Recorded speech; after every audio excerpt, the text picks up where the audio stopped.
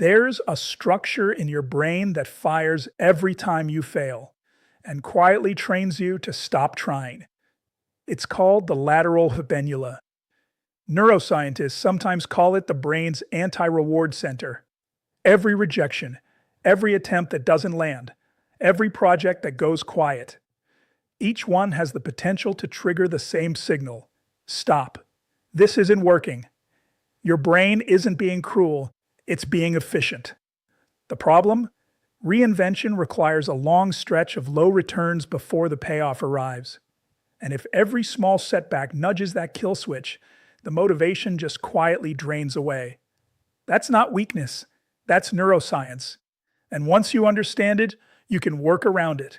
Rebuilt explains exactly how.